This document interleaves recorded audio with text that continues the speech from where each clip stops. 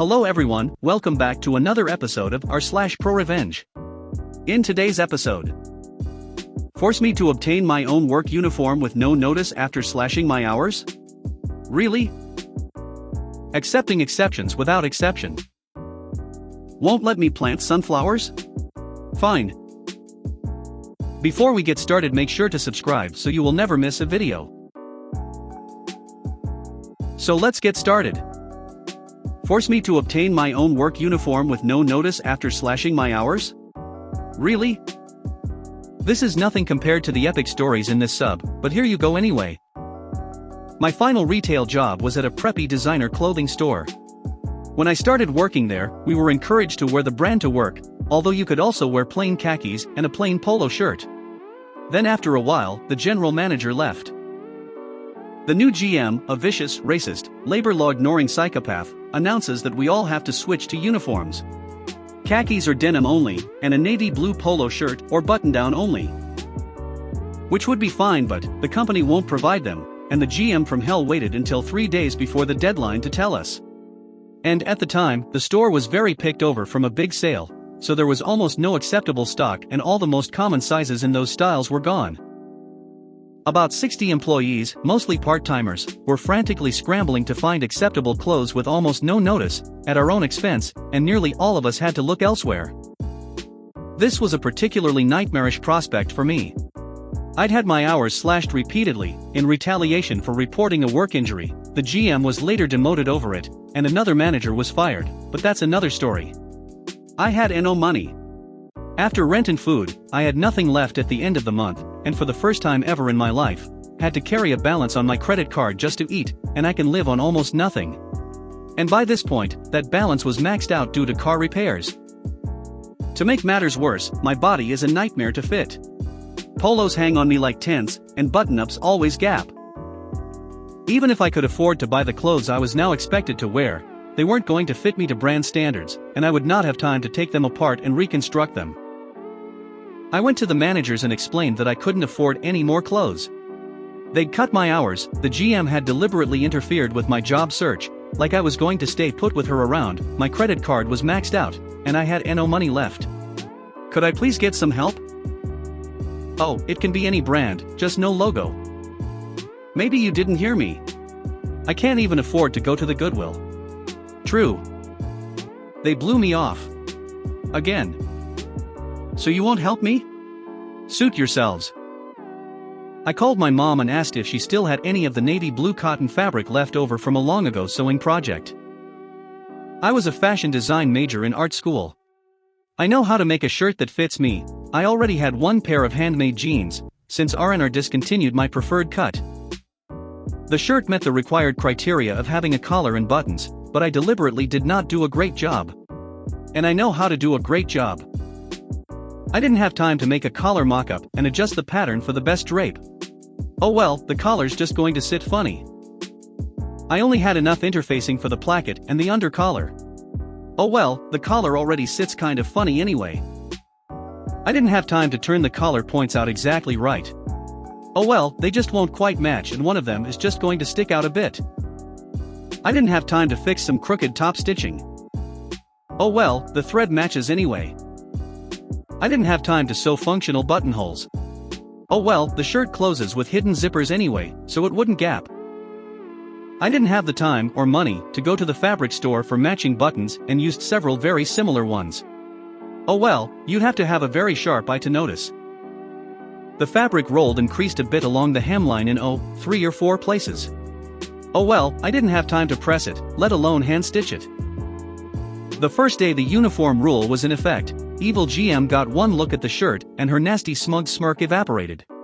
She was fuming, but she couldn't do or say anything about it. After all, it fit the required criteria. And it was the best anyone could reasonably be expected to do with no notice, no money, and no help whatsoever. Sewing is a lot of work, you know. Yes, I got the hell out of there as soon as I could. Accepting exceptions without exception. I currently work for a very large bank that has footholds in multiple continents. One of my job duties is to ensure that the software we use is up to date with patches and vendor-specified configs. Anything not up to date, We have an exception process to ensure it gets caught up, or an approved reason for it not to be for an interim period. There are no permanent exceptions. We had a vendor's software that was still utilizing TLS version 1.0. Obviously that's a no-no. The software update was dependent on a homebrew software that itself needed to be updated to utilize TLS version 1.2. I was tasked with creating a 3-month exception to enable the vendor software to use TLS version 1.2, with the interim period being the time it took for the homebrew software to be recoded, tested, and deployed. The time clock on the exception did not start until the exception was fully approved, but submission of an exception meant we would stop getting flagged and ultimately stop landing on the upper management's naughty list if an exception was in flight toward being approved. I submitted the exception as required. Immediately one of the reviewers contacted me and asked me to change the wording for the exception description to include the vulnerabilities in using TLS version 1.0. All of them? I asked. He responded in the affirmative. 2 days worth of research later, the updated description included all the TLS version 1.0 vulnerabilities known to man that would fit in the limited description text box, direct from the CVE website. Amazingly, this passed with the reviewer's approval. But wait, there's more. A week later, a second-level approver had to review and determined that the description was too wordy and requested that I remove all but the relevant reasons for the exception and update the affected system type to include databases. So, I dutifully did. The exception was resubmitted with the description trimmed down. The first approver immediately contacted me and asked why I changed the description, because he wasn't going to approve it again without the text he required. He also took issue with the system type change, because the software didn't actually run on databases, the databases were a downstream component. Recall that as long as I have submitted /the exception, we have no more visibility in upper management, which means my manager is happy, her manager is happy, everyone is happy. Hence, I changed it back and resubmitted. A week later, I get a phone call from the second approver asking why I have not done what he asked. I tell him that I did in fact do so and resubmitted, but that first approver told me to re-add it back. Second approver sighed audibly in the phone and told me to just update the system type to include databases, and that he'll approve it, and it would go to final approval in the system. Updating the system type apparently did not trigger a resend to the first approver, so everyone would be happy. 2 weeks later, I get an email from the final system approver. Exception is remanded back to me due to wordiness in the description, the fact that the system type included systems that were not directly impacted, and that all my dates were off by a month, so I needed to fix all issues and resubmit the entire effort for approval. I updated the dates, remediated everything requested, and resubmitted. 3 days later, the first approver again contacted me. I responded by forwarding the email from the final system approver, CC'd the second level approver and final system approver, and told them all that they needed to get in a room and hash it out and let me know what they come up with. A day later, the first approver sent me a quick one-liner that said change it all to what system approver specified. I changed it and removed a month from my timeline, because we're already a month into the exception submission process, but the coders have been diligently working the entire time. Neither first or second approvers said a word. The system approver, however, kicked it back to me, asking why the dates are now 60 days out instead of the original 90. Won't let me plant sunflowers? Fine. Story happened a couple of years ago, but it's my favorite lawyer story, and I hope you enjoy. None of the following is legal advice. Don't take legal advice from randos on the internet. Client walks into the office and asks us for a contract review. He then hands over an HOA contract. Before slogging through a whole HOA contract, I asked him what he was hoping to accomplish. They want me to dig up my sunflowers. Your sunflowers? Yes, I planted a row of sunflowers outside my house. They pranced by and said that sunflowers are not allowed per the contract I signed. So I want you to tell me if that is true or not.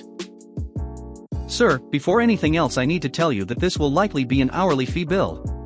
HOAs are notorious for dragging things out. So these could quickly become expensive sunflowers. I don't care. This is America, and I should be able to plant sunflowers, god damn it.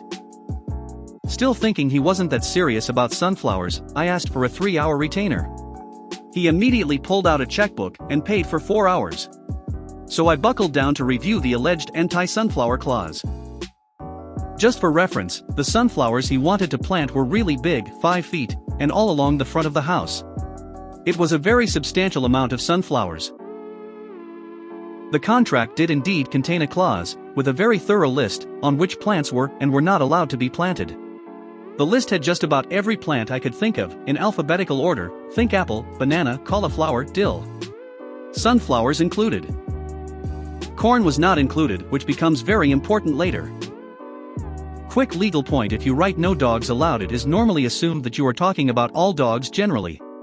If you write no labs, golden retrievers, or poodles allowed, it is normally assumed that all other dogs are allowed. Sometimes a not great attorney will write a super long list to pad hours, read, charge more, instead of just writing no plants without prior approval or something. I called the client back in for the bad news. In explaining the above legal point, I let him know that the HOA got a raw deal from whoever drafted the contract. No can do on the sunflowers. But if it makes you feel any better, they were probably overbilled by whoever wrote this contract. Pretty shorty work too. They even forgot to write down corn, but they included nonsense like dragon fruit. So yes to corn, no to sunflowers? I didn't really check the contract for corn. But it's not prohibited in the plant section, so probably? Excellent. That'll work. I thought he was oddly happy with bad news. Then 2 or 3 weeks later he came in with a picture of his house, surrounded by huge sunflowers. What happened? This guy drove out to the country and bought obnoxiously large and ugly cornstalks. He promptly planted them where the sunflowers had been. When confronted by the HOA, he told them, paraphrasing, to suck it, the contract lets me plant corn. Then after some negotiation he agreed to take the corn down, in exchange for permission to plant sunflowers. Now we are friends. He is still a great client, and he lives surrounded by a ridiculous moat of sunflowers. If you made it to the end of the video, thanks for watching. Don't forget to like, subscribe and share, and we will see you in the next video.